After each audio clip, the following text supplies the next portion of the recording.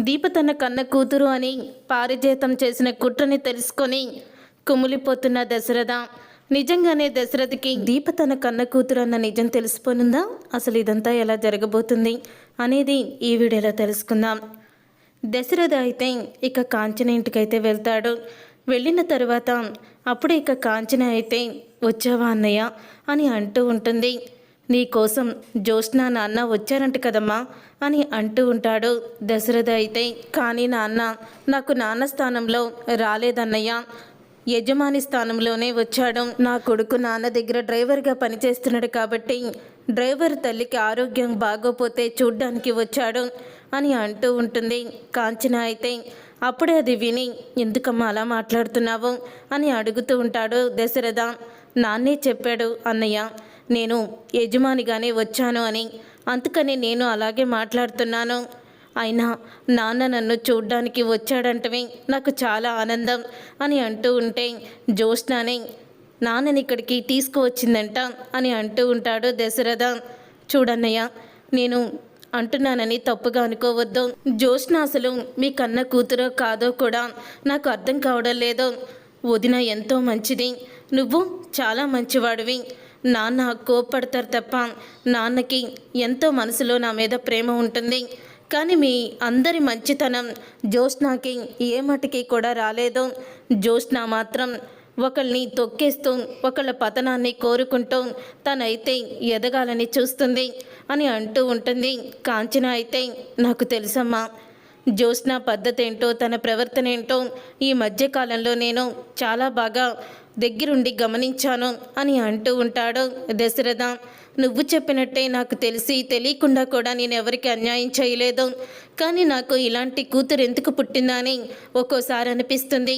దీప లాంటి కూతురు ఉండుంటే మాకు ఎంత ఆనందంగా ఉండేదో, మేము ఎంత సంతోషంగా ఉండేవాళ్ళమో అని నాకు అనిపిస్తుంది అని అంటూ ఉంటాడు దశరథ అయితే. అప్పుడే ఇక ఆ మాట విని కాంచన అయితే అంటూ ఉంటుంది, ఇప్పుడు దీప కూడా నీ కూతురు లాంటిదే కదా అన్నయ్య అని అంటూ ఉంటుంది. కాంచన, నువ్వు చెప్పింది నిజమేనమ్మా. దీప మమ్మల్ని చాలా బాగా చూసుకుంటుంది. తనని తన భర్తని ఎంత అవమానించినా సరే ఇద్దరు మాత్రం ఇంటిని మాత్రం వదిలిపెట్టడం లేదు అని అంటూ ఉంటాడు. ఇదంతా జరుగుతుండగా కార్తీక్ దీప ఇద్దరు శివనారాయణ ఇంటికి పనికైతే వస్తారు. వచ్చిన తర్వాత అప్పుడే జ్యోత్స్న అలాగే పారిజాతం ఇద్దరు వాళ్ళని చూసి అంటూ ఉంటారు, గ్రాని రేపు నిశ్చితార్థానికి శారీ కొనుక్కోవాలి, నేను ఇప్పుడు షాపింగ్కి వెళ్దాం అనుకుంటున్నాను, నువ్వు వస్తావా అని అంటూ ఉంటే ఏంటి అలా మాట్లాడుతున్నావు, నీకు గౌతమ్ గురించి మొత్తం తెలుసు కదా, అయినా సరే ఎందుకు నిశ్చితార్థానికి పెళ్ళికి ఒప్పుకున్నావు అని పారిజాతం వాళ్ళెదురుగానే అడుగుతూ ఉంటుంది. అప్పుడే ఇక అంటూ ఉంటుంది జ్యోత్స్న అయితే, తప్పదు కదా గ్రాని, తప్పనప్పుడు చేసి తీరాల్సిందే అని అంటూ ఉంటుంది జ్యోత్స్న అయితే. ఒకవేళ నాకు గౌతమ్కి ఆ దేవుడు రాసి పెట్టుంటే మాకే పెళ్ళి జరిగిపోతుందేమో, తనే నా భర్త అవుతాడేమో అని అంటూ ఉంటుంది జ్యోత్స్న.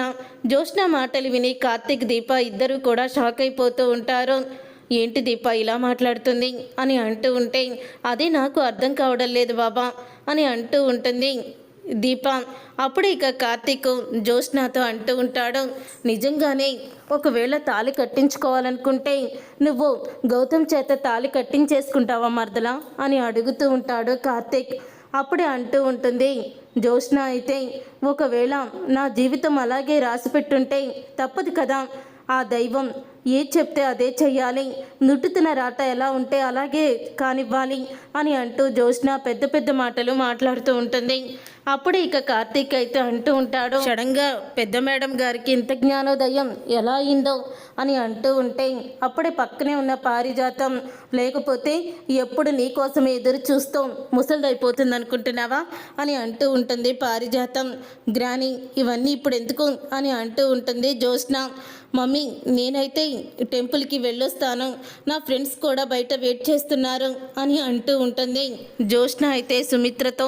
అప్పుడే ఇక సుమిత్ర అయితే దీపని దగ్గరికి వచ్చి చెప్తూ ఉంటుంది, నా కూతురు నిశ్చితార్థం ఈసారి నీ వల్ల ఆగిపోయిందంటే మాత్రం ఊరుకునే ప్రసక్తే లేదు, గుర్తుపెట్టుకో అని అంటూ ఉంటుంది సుమిత్ర.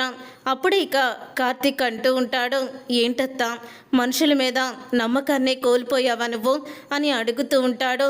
ఎందుకు మాతో నువ్వు అలాగా గొడవ పడినట్టు మాట్లాడుతున్నావు, ఎందుకు దీప అంటే నీకు ఇష్టం లేదు అని అడుగుతూ ఉంటే, దీప నా భర్తని చంపాలనుకుంది, నా పసుపు కుంకుమల్ని నాకు దూరం చేయాలనుకుంది, అలాంటి దీపని నేను ఈ జన్మలో క్షమించను అని అంటూ ఉంటుంది సుమిత్ర.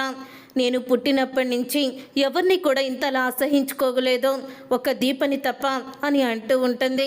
అప్పుడు ఇక కార్తీక్ మనసులో అనుకుంటూ ఉంటాడు, నువ్వు పుట్టుకతో నుంచి ఇప్పటి వరకు కూడా ఎవరితో గొడవలు పెట్టుకోలేదని నువ్వు చెప్పావత్తా, కానీ నీ ఇంటి అసలు వారసురాలు ఆ దేవుడు నీకు ఇచ్చిన బిడ్డ దీప అని అంటూ కార్తీక్ అయితే అనుకుంటూ ఉంటాడు మనసులో. ఇక సుమిత్ర అయితే, వెళ్ళి మీ పని మీరు చూసుకోండి, మా విషయాల్లో అయితే జోక్యం చేసుకోకండి అని చెప్పేస్తుంది సుమిత్ర అయితే. అప్పుడే కార్తీక్ అయితే, విన్నావు కదా దీప, వీళ్ళ విషయంలో ఎటువంటి జోక్యం చేసుకోవద్దు, చేసుకుంటే మళ్ళీ చిన్న మేడం గారికి కోపం వస్తుంది, కాబట్టి నువ్వు పెద్ద మేడం గారు పెళ్లి పనులన్నీ ఆవిడే దగ్గరుండి చేసుకుంటారు, నువ్వు ఏదైనా వస్తువు ఇవ్వాలంటే పక్క నుండి ఇవ్వు అని అంటూ ఉంటాడు కార్తీక్ అయితే. సంతోషం, నీ భార్యని ఇలాగే కంట్రోల్లో పెట్టు అని అంటూ ఉంటుంది సుమిత్ర అయితే. ఇక సుమిత్ర అలా అనేసి తనైతే పైకి వెళ్ళిపోతుంది. వెళ్ళిపోయాక, ఏంటి బావా జ్యోత్స్న ఏంటి అలా మాట్లాడుతుంది, తను ఏదో ఈ పెళ్ళి చేసుకుంటున్నట్టు, ఈ పెళ్ళికి ఒప్పుకుంటున్నట్టు మాట్లాడుతుంది ఏంటి అని అంటూ ఉంటుంది దీప. అప్పుడే కార్తీక్ అయితే ఇలా అంటూ ఉంటాడు, చూడు దీప, జ్యోత్స్న ఆడుతుందంతా కూడా ఒక పెద్ద నాటకమే, తను ఏదో ప్లాన్ చేస్తుంది, చెప్పాను కదా నిన్ను ఇంట్లో నుంచి బయటికి వెళ్ళనివ్వకుండా కావాలని తను నీతోనే నిశ్చితార్థాన్ని ఆపించాలని చూస్తుంది, ఒకవేళ నీతో ఆపించాలని చూసినా చూడకపోయినా నీ కారణంగానే నిశ్చితార్థం ఆగిపోయేలా ప్లాన్ కూడా వేసుంటుంది, ఆ ప్లాన్ ఏంటో తెలుసుకోవాలి, తన ప్లాన్ని తిప్పికొట్టాలి అని అంటూ ఉంటే అప్పుడే కాదు విని చెప్తూ ఉంటుంది దీప, ఈసారి మాత్రం నా మీద నింద వేసి మా అమ్మ నాన్నకి నన్ను ఇంకా చెడ్డదానిలా చిత్రీకరించి చూపించాలనుకుంటే జ్యోత్స్నాకి నా స్టైల్లో నేను ట్రీట్మెంట్ ఇస్తాను అని అంటూ ఉంటుంది దీప. ఇక దీప అన్న మాటకి అప్పుడే ఇక కార్తీక్ అయితే, చూడు దీప, ఇప్పుడు మనం తొందరపడకూడదు, ఆలోచనతోనే మనం దెబ్బ కొట్టాలి, వాళ్ళు వేసే ప్రతి బుల్లెట్ కూడా మనకి తగలకుండా మనం తీసుకోవాలి, వాళ్ళు విసిరే ప్రతి రాయి కూడా మనం చేత్తో పట్టుకొని తిరిగి విసిరాలి, అప్పటికప్పుడు వాళ్ళు చేసే కుట్రలు కుతంత్రాలు అన్నీ కూడా తిప్పు కొడుతూ ఉండాలి, అప్పుడే జ్యోత్స్న బండారం బయటపడుతుంది, నువ్వే తప్పు చేయలేవని మీ అమ్మ అదే మా అత్త సుమిత్ర తెలుసుకుంటుంది అని అంటూ ఉంటాడు కార్తీక్ అయితే. అప్పుడే కార్తీక్ అన్న మాటకి దీప అంటూ ఉంటుంది, తప్పకుండా బావా, ఈసారి మాత్రం ఆ జ్యోత్స్నకి చుక్కలు చూపించాలి, నిశ్చితార్థం దాకా వచ్చి మొదటిసారి నుంచి జ్యోత్స్న చేసిన కుట్రలు కుతంత్రాలు అన్నీ బయటపడేలా చెయ్యాలి, ఇంకోసారి జ్యోత్స్న నా జోలికి కానీ నా కుటుంబం జోలికి కానీ రావడానికి తనకి దిమ్మ తిరిగిపోవాలి అని అంటూ ఉంటుంది దీప. అప్పుడే ఇక దీప మాట్లాడిన మాటలకి కార్తీక్ అయితే, శభాష్ మర్దలా, పద ఇక మనం వెళ్ళి వంట చేద్దాము అని అంటూ ఉంటాడు కార్తీక్ అయితే. ఈలోపు పారిజాతం బయటికి వెళ్తూ అంటూ ఉంటుంది జ్యోత్స్నతో, ఇప్పుడు మనం ఇచ్చిన దెబ్బకి కార్తీక్కి దీపకి మతిపోయి ఉంటుంది, వాళ్ళైతే మామూలుగా ఆలోచించడం లేదు అని అంటూ ఉంటుంది పారిజాతం. అవును గ్రాని, నువ్వు చెప్పింది నిజమే, మనం ఇప్పుడు మాట్లాడిన మాట తిరిగి మనం ఏం ప్లాన్ చేస్తున్నామో ఎటు నుంచి ఎటు నరుక్కొస్తున్నామో తెలియక అల్లాడిపోతారో కార్తీక్ దీప ఇద్దరు కూడా అని అంటూ ఉంటుంది జ్యోత్స్న. మళ్ళీ నా టైం స్టార్ట్ అయిపోయింది, నా టైం స్టార్ట్ అయిపోయింది కాబట్టి దీప టైం అయిపోతుంది అని అంటూ ఉంటుంది జ్యోత్స్న అయితే. ఏంటే టైం స్టార్ట్ అయిపోయింది, దాని టైం అయిపోతుందని ఏదో ఏలినాటి శని ఇప్పుడే నా రాశిలోకి ఎంటర్ అయిందన్నట్టు చెప్తున్నావు అని పారిజాతం అంటూ ఉంటుంది జ్యోత్స్నతో. చూస్తున్నావుగా గ్రాని ఏం చేస్తున్నానో, మొత్తానికి ఆ రోజు దీప కారణంగానే నిశ్చితార్థం ఆగిపోయేలా చేయాలి, ఈసారి దీపని మళ్ళీ గుమ్మంలోకి అడుగు పెట్టకుండా అడుగు పెట్టాలంటే దడుచుకునేలా చేయాలి, అప్పుడే మనకి మనస్తృప్తిగా ఉంటుంది అని అంటూ ఉంటుంది జ్యోత్స్న అయితే. అప్పుడే పారిజాతం, నువ్వు చెప్పేది బాగానే ఉంది, కానీ ఎందుకో ఈ ప్లాన్ సక్సెస్ అవ్వదేమో అని నా మనసుకి అనిపిస్తుంది అని అంటూ ఉంటే, చూడు గ్రాని, ఇప్పుడు మనకి ఈ దారి తప్ప వేరే దారి లేదు. మనం అక్కడికి వెళ్ళి ఒకరిని కలుస్తున్నాము, వాళ్ళ ద్వారానే నిశ్చితార్థంకి ఏం చెయ్యాలో మొత్తం తెలుసుకోవాలి అని అంటూ ఉంటుంది జ్యోత్స్న. అప్పుడే ఇక పారిజాతం, నువ్వేం చేసినా చెయ్యకపోయినా మీ తాత ముందు మాత్రం మన విషయాలు ఏవి కూడా బయటపడకూడదు, గుర్తుపెట్టుకో అని అంటూ ఉంటుంది పారిజాతం. తర్వాత దశరథ కాంచన్ని, బాధపడొద్దు చెల్లి, ఎలాగైనా సరే నాన్న మళ్ళీ మామూలుగా నీతో ప్రేమగా మాట్లాడతాడు అని అంటూ ఉంటాడు దశరథ. అయితే అప్పుడే ఇక దశరథ అన్న మాటకి, నేను కూడా అదే రోజు కోసం ఎదురు చూస్తున్నానన్నయ్య అని అంటూ ఉంటుంది. ఇంతలో ఇక శౌర్య అయితే వస్తుంది. ఇక శౌర్య వచ్చి అంటూ ఉంటుంది, తాతయ్య ఎప్పుడొచ్చారు అని అడుగుతూ ఉంటుంది. నేనా, ఇప్పుడే వచ్చానమ్మా అని అంటూ ఉంటాడు దశరథ. నేను ఆడుకుంటున్నాను తాతయ్య, మీరు కూడా ఆడుకుంటారా అని అంటూ ఉంటే, నువ్వు ఆడుకోమ్మా, నేను చూస్తూ ఉంటాను అని అంటూ ఉంటాడు దశరథ. అప్పుడే ఇక శౌర్య అయితే ఆడుకుంటూ ఉంటుంది. అలా ఆడుకుంటూ తను డ్యాన్స్ కూడా వేస్తుంది. అలా డ్యాన్స్ వేసేటప్పుడు తన మెడలో నుంచి ఆ చైన్ అయితే, లాకెట్ ఉన్న చైన్ అయితే ఊడిపోతుంది. ఊడిపోయి కింద పడిపోతుంది. అప్పుడే శౌర్య అయితే, అయ్యో లాకెట్ కింద పడిపోయింది అని తీసుకుంటుంది. అలా తీసుకున్న తర్వాత అప్పుడే ఇక ఏడుస్తూ ఉంటుంది శౌర్య. ఏంటమ్మా ఏడుస్తున్నావు అని అడుగుతూ ఉంటాడు దశరథ. తాతయ్య, ఈ లాకెట్టు విరిగిపోయింది. ఇప్పుడు నాన్న చూస్తే చాలా బాధపడతాడు. నాన్నకి చాలా ఇష్టమైన లాకెట్టు, తర్వాత ఇది అమ్మకు కూడా చాలా ఇష్టం అని అంటూ ఉంటే, అప్పుడే ఇక దశరథ అయితే ఆ లాకెట్టుకున్న చైను అంతా కూడా అతుకు పెట్టడానికి ప్రయత్నిస్తూ ఉంటాడు. అలా అతుకు పెట్టడానికి ప్రయత్నిస్తూ ఉండగా ఒక్కసారి లాకెట్టు అయితే ఓపెన్ అవుతుంది.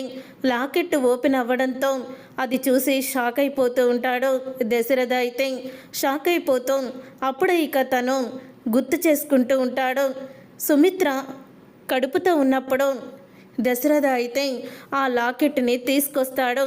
లాకెట్ని తీసుకువచ్చి, చూడు సుమిత్ర, మనకి పాప పుట్టినా బాబు పుట్టినా ఈ లాకెట్ అయితే వాళ్ళ మెడలోనే ఉండాలి అని అంటూ ఉంటాడు సుమిత్రతో. ఏంటండి ఆ లాకెట్ విశిష్టత అని సుమిత్ర అడుగుతూ ఉంటుంది.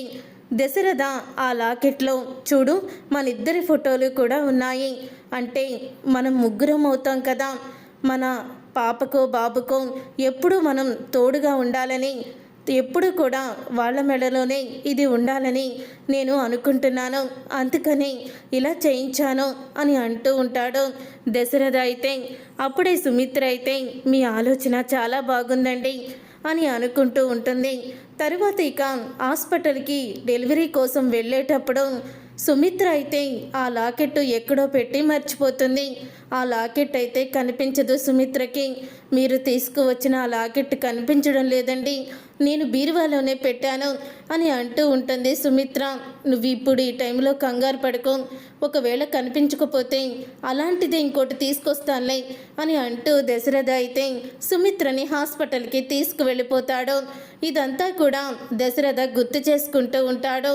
ఈ లాకెట్టు ఎక్కడిది మీ నాన్నకి అని అడుగుతూ ఉంటే, అప్పుడే కాంచన అయితే ఆ లాకెట్టు అని అంటూ చెప్పబోతూ ఉండగా ఈలోగా అనసూయ అయితే వస్తుంది. అప్పుడే ఇక అనసూయ రావడంతో అప్పుడే అనసూయ చూసి, నేను చెప్తాను బాబు అని అంటూ ఉంటుంది. అప్పుడే శౌర్యని బయటికి వెళ్ళి ఆడుకోమంటుంది. ఇది చిన్నప్పుడు మా దీప దొరికినప్పుడు తన మెడలోనే వేసి ఉంది. అప్పుడు మా తమ్ముడు తనతో పాటు దీపతో పాటు ఈ లాకెట్ని కూడా తీసుకొచ్చాడు అని అంటూ అనసూయ అయితే చెప్పేస్తుంది. అది విని దశరథ కాంచన షాక్ అయిపోతూ ఉంటారు. ఏంటక్క నువ్వు చెప్పేది, అంటే దీప మీ తమ్ముడు కూతురు కాదా అని అంటూ కాంచన అడుగుతుంది. ఇక కాంచన అలా అడిగేసరికి ఒక్కసారి అనసూయ అయితే, ఇదేంటి నేను ఇలా నిజం చెప్పేశానేంటి అని అనుకుంటూ షాక్ అయిపోతూ ఉంటుంది. అనసూయ అయితే, కాదు చిన్నప్పుడు మా తమ్ముడే వేశాడులే అని మాట మార్చేస్తుంది అనసూయ. దశరథకి అయితే అనుమానం వస్తుంది. అనసూయ గారు, మీరేదో నిజాన్ని దాచిపెడుతున్నారు, చెప్పండి అసలు ఏం జరిగింది అని అడుగుతూ ఉంటాడు దశరథ. మీరు నిజమే చెప్పాలి అని అనడంతో అప్పుడే ఇక అనసూయ అయితే, దీపకి ఈ విషయం తెలియకూడదని అనుకున్నాను. మా తమ్ముడికి కూడా అలాగే మాట ఇచ్చాను. దీపకి కార్తీక్ బాబుకే నిజం తెలిసిపోయింది. వీళ్ళిద్దరూ కూడా ఈ విషయాన్ని ఎవరికి చెప్పరు అని అనుకుంటూ అప్పుడే అనసూయ అయితే ఎన్నో సంవత్సరాల నుంచి నా గుండెల్లోనే దాచుకున్న ఒక నిజాన్ని మీ ముందు బయట పెడతాను. ప్రస్తుత కాలంలో దీపకి కూడా నిజం తెలుసు. తరువాత తను మామూలుగానే అయిపోయింది. అందుకని నేను మీకు చెప్తున్నాను, వినండి. ఈ లాకెట్టు దీపకి మరి ఎవరు వేశారో తెలీదు. దీప మాత్రం మా తమ్ముడు కూతురు కాదు. దీప మా తమ్ముడికి బస్ స్టాండ్లో దొరికింది. అప్పుడే దీప మెడలో ఈ లాకెట్ అయితే ఉంది అని నిజాన్ని చెప్తుంది అనసూయ. ఒకరోజు సుమిత్ర గారు, జ్యోత్స్న, కార్తీక్ బాబు మా ఊరి గుడికైతే వచ్చారు. అనుకోకుండా కార్తీక్ బాబు చెరువులో పడిపోయినప్పుడు దీప వెళ్ళి కార్తీక్ బాబుని కాపాడింది. అప్పుడు తన మెడలో ఉన్న చైను కార్తీక్ బాబు షర్టు జేబులోకి వెళ్ళిందట. అప్పుడు నుంచి కూడా ఇది కార్తీక్ బాబు దగ్గరే ఉంది. కార్తీక్ బాబు దీన్ని చూసి ఎంతో ఆనందపడుతూ ఉంటారు అని అంటూ ఉంటుంది అనసూయ. మరి దీప పేరెంట్స్ ఎవరో తెలుసా మీకు అని దశరథ అడుగుతూ ఉంటే, దీప పేరెంట్స్ ఎవరో, తన కన్న తల్లిదండ్రులు ఎవరో మాకు తెలియదు బాబు, కానీ దాసు అన్నయ్యకి తెలుసు అని అంటూ ఉంటుంది అనసూయ. ఒక్కసారే షాక్ అయిపోతూ ఉంటాడు దశరథ. అయితే ఏం మాట్లాడుతున్నారు మీరు అని అంటూ ఉంటాడు దశరథ. అవును, దాసుకి విషయం తెలుసు. తనే మా తమ్ముడు ఫోటోని తీసుకువచ్చి, ఇతను మీ తమ్ముడైనా, ఇతను కొన్ని సంవత్సరాల క్రితం ఒక అమ్మాయిని పెంచుకోవడానికి తీసుకువచ్చాడు. ఆ అమ్మాయి ఇప్పుడు ఎక్కడుంది, ఎలా ఉంది అని ప్రశ్నలు వేశాడు. అప్పుడే నేను ఆ ప్రశ్నలు వేసినప్పుడే అతనికి నిజం చెప్పేశాను. దీపే మా తమ్ముడు తీసుకొచ్చి పెంచుకుంటున్న బిడ్డ అని. అప్పుడు అతను అంటూ ఉన్నాడు, దీప అసలు తల్లిదండ్రులు ఎవరో నాకు తెలుసు. నాకు బాగా కావలసిన వాళ్ళు సమయం వచ్చినప్పుడు అదే బయటికి వస్తుంది అని అంటూ దాసు గారు చెప్పారు. అసలు ఆ నిజం ఏంటో ఏమీ కూడా మాకు తెలియవు అని అంటూ ఉంటుంది అనసూయ. ఎప్పుడైతే అనసూయ అలా చెప్పిందో ఒకేసారి దశరథ అయితే షాక్ అయిపోతూ ఉంటాడు. అంటే దాసు ఒకవేళ నాకు చెప్పాల్సి అనుకున్న విషయం ఇదేనా, దీప నా కన్న కూతురా ఏంటి అని షాక్ అయిపోతూ ఉంటాడు. అప్పుడే ఇక కార్తీక్ అయితే ఫోన్ చేస్తాడు. రే కార్తీక్, నీతో నేను పర్సనల్గా మాట్లాడాలి, అర్జెంటుగా బయటికి రాని అంటాడు దశరథ. అప్పుడే కార్తీక్ అయితే బయటికి వెళ్తాడు. వెళ్ళిన తర్వాత ఇక దశరథ అయితే లాకెట్ చూపించి కార్తీక్ని అడుగుతూ ఉంటాడు. చెప్పు కార్తీక్, అసలు ఈ లాకెట్ ఏంటి, దీని వెనకాల ఉన్న కథ ఏంటి అని అడుగుతూ ఉంటే అప్పుడే ఇక కార్తీక్ అయితే అది విని అది తని తడబడుతూ ఉంటాడు. నిజం చెప్పు, దాసు నాకు చెప్పాలనుకున్న నిజం నీకు ముందే తెలుసు, చెప్పరా అని అడుగుతూ ఉంటాడు దశరథ. నువ్వు చెప్పేది కూడా ప్రతిదీ నిజమే అవ్వాలి, లేకపోతే నేను చచ్చినంత ఒట్టే అని అనడంతో అప్పుడే ఇక కార్తీక్ అయితే అంత మాట అనకండి మావయ్య, ఈరోజు మీకు కొన్ని నిజాల్ని చెప్తాను. ఆ నిజాల్ని తట్టుకోవడానికి మీరు సిద్ధంగా ఉండండి. జ్యోత్స్న మీ కన్న కూతురు కాదు. రెండో పాయింట్, జ్యోత్స్న దాసు మావయ్య కూతురు, మీ కన్న కూతురు నా భార్య దీప అని అంటూ కార్తీక్ అయితే నిజం బయట పెడతాడు.